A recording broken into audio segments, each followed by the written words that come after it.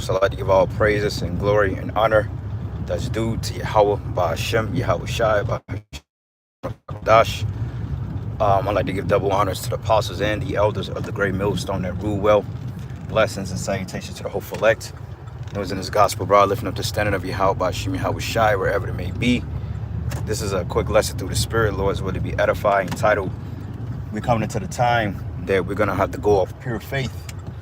Okay, I was listening to the brother Rod Gabar out of St. Louis camp, man, ahead of the St. Louis, piggybacking on the elder brother D-Mash video about making hard decisions in a time of trouble, you know, because they're talking possibly reinstating a draft, even though it's not official. Basically went into how they're going to automatically register recipients of the age of 16 and 26 automatically, meaning that they don't have to register for selective service. They're going to do it automatically, which that's really a violation of your constitutional rights, because technically the draft is voluntarily. Like, even in the scriptures, I believe if you're up the age of 20, then you have to fight in the military.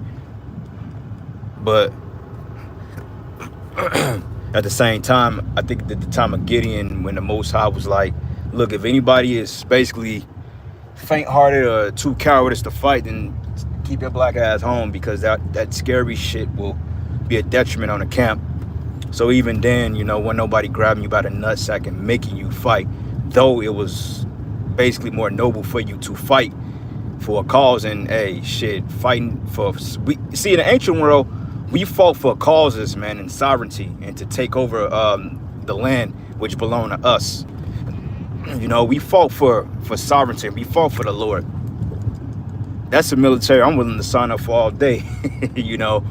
But this devil, you're basically fighting to keep capitalism, democracy, or basically debauchery at an all-time high, man, okay? You're fighting to pay more taxes. You're fighting to keep the nigger woman out of order. You're fighting for child support, okay? You're fighting to allow men to get their rods chopped off and become something that they're not naturally born to be.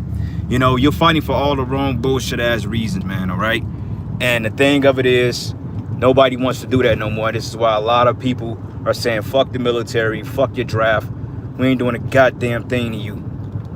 To the point, Esau just gonna have to do snatch and grabs, man. You know, basically he's gonna start grabbing people up because he don't have the means to. Nobody wants to join the military. I mean, you've done horribly by your citizens, man. You know, you've taxed them to death. You've taken away life from them. Nobody wants to deal with you, man. You know, nobody wants to deal with your evilness. So the time we coming into, we're gonna have to go out pure faith, because, you know, when everything shuts down, because they're talking about a new pandemic possibly hitting the world this year, by next year. You know, they made several mentions of these particular acts of wickedness that was coming upon the earth. And, you know, we coming into the time now that we gonna have to really and solely depend on Yahweh Ba'ashem, Yahweh Shai, man. Okay, because this world, they're gonna get caught off guard. Okay, and the signs are here. The warning signs are right in front of them, but they're not paying attention. Okay, first off, we've been telling them, you know, but even then, you know, shit, they don't believe us. We're a joke to most people. So, you know, not even us, so to speak. Esau is telling you. Esau is telling you that y'all finna go to war. Esau is telling you that more lockdowns may come. Esau is telling you that they're gonna have more juice mandates. Esau is telling you you're gonna have to put a microchip in your arm. Esau is telling you this, but what are y'all doing? Lackadaisical, y'all in the club, you know, y'all still making babies and all this other dumb shit. Esau is basically telling you, like, look, man, this is the reality of it. And X, Y, and Z is getting ready to take place. So what manner of person are we to be? You know, because the scriptures say in Ephesians 5:15, it says, be circumspect because the times are evil, man. Roughly paraphrasing it. Also, Hebrews 13, what is it? Is it Hebrews? Is it Romans 13 and 11? It says it's high time to wake up out of sleep, because our salvation is nearer than what we have believed. You see? So right now, man, hey, it ain't time for Jake to be playing games and getting lackadaisical. Okay, trying to plan the next honeymoon to Las Vegas or Paris or some shit, man. Things are getting ready to take place. As we seen over the last year, hey, we've been seeing these. Matter of fact, over the last 3 years, we've been seeing these particular factories being shut down, being burnt down. You know, they're euthanizing animals, chickens, cows. All right, they was derailing trains last year. All types of chemical warfare is being germinated among the people, and the list goes on, man. You know, so the signs are very well relevant. All right, because Yahweh Shai said it. He said in those days they should be drinking and giving it to marriage, but those days should come like the flood, and it's gonna take them all away, as in the days of Noah. You know, so with that being said, Yahweh Shai told her, he said people are going to be giving it to marriage. People are going to be going to work. People are going to be looking to get that SSR check or that Social Security check. You know, people are going to be looking forward to getting married and doing all these things that's really of no concern in the time we in. And the Lord said the flood came and took them all away. And the flood is going to be in the form of the destruction. You know, the destruction. World War III. As that's high in the news. That's one of the highest trending searches right now is World War III. And if there's going to actually be a World War III and they're going to reinstate a draft. You know, so when push comes to shove, when the draft comes about and they start to look to draft brothers, man, hey, shit. Hey, you brothers, we going to have to stand strong in that day. You know, we going to have to be each other's refuge, rock of offense. We going to have to be each other's shield. We going to have to basically be there for one another, man. You know, a brother may have to hide out at your spot for a couple of weeks, man. A month or whatever, a couple of days. Who knows?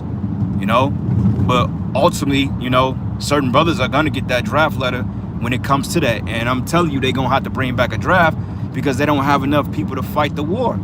Okay? Like these slow bellies in America, these young niggas, these Pushites, these Gen Zers, they don't have the means to fight a world war and win it.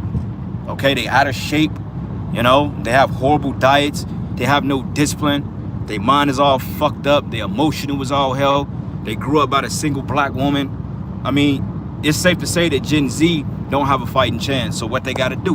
They're going to have to bring back the draft, and they're going to have to bring back the reserves. They're going to have to bring back the people that was retired. And all these people going to have to come back and join the military, man, because America, they ain't got the numbers. You know, they said that 77% of the people are unqualified for a military draft, so or to fight in the military or to enlist in the military. So therefore, they have to bend the measure, so to speak. Okay, if you was a felon, you couldn't join the military. Shit, they're gonna change that because you got a lot of men in jail that got military experience or that's in there for some type of violent crime. They gonna need all y'all. Okay, they gonna need all them men in there. You know, rapists, all of them. They getting all you motherfuckers, man. You know, and grape is a big part of the American military's MO, okay? Because the American military, they believe in raping women. You know, that's all they do. Like the UN, they got all them allegations of rape on them. Same thing with the American military, man. They do the same shit, all right? But other than that, felons, you know, you're going to have to be reinstated, and they may offer you some type of expungement and say, well, look, you know, we expunge your record if you fight for us, and you get to get your gun rights back. And we're going to give you a 19% increase in salary, because now I'm hearing that this is going to be the biggest payout of salary that they have done in the history of war, because they need so many people. And the fact that they know that most of you people ain't coming back over here. Okay, and that's safe to say, all you people that get drafted or you go to fight this war, you're not coming back over here. And even if you just so happens to survive by any means of a miracle, you're not going to have a home to come back to, because you see this, what the camera's on, all this shit that surrounds us is going to be a goddamn desert, man. Okay, this highway I'm driving on, this E-way I'm driving on, this shit is going to be a desert. These trees, them skyscrapers over there, the Most High is getting ready to throw this goddamn place down, and for good. And good riddance to it, man, and you people that uphold it. All right? Because you know what, man? Hey, we've been warning you. We've been telling you.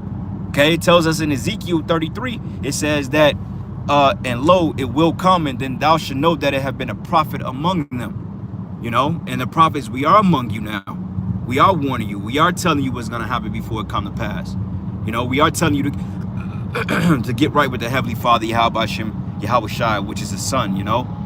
You other camps out there, we keep telling you, look, teach the correct doctrine, man. Teach the mark of the beast. Warn your people. But yet, you guys want to make it personal. You know, we correcting the doctrine, but yeah, you want to pull up a brother's wife and say she look like a fucking Smurf, man. What kind of Mickey Mouse folly is that? you know, but that's the low blow. And that's why a lot of you guys in these other groups, you gonna get recruited and you gonna go to war because the Lord ain't gonna shield you from it. You know, like Yahushua said, he said, if I had not come to them, they would have had cloak, but now I come to them, they have no cloak for their sin. You know, so it's all fun and games, he and kakan, until the shit get real, and shit getting ready to get real. You know, this guy Biden, they said that he might have to step down because he's not mentally fit to run the country, which he never was. And be honest with you, none of you Edomites are. Donald Trump, he's not mentally fit to run a country.